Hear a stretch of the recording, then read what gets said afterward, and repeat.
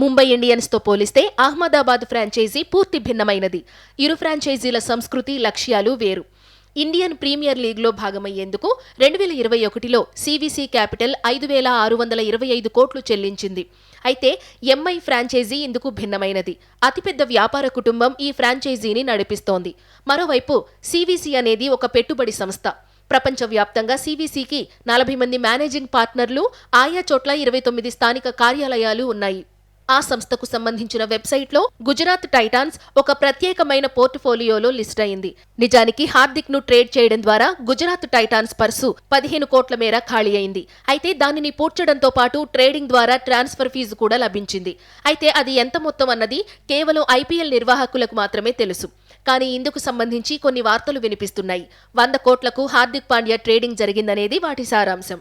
Team India star allrounder, T20 తాత్కాలిక captain Hardik Pandya గురించి తాజాగా వినిపిస్తున్న వార్తలు.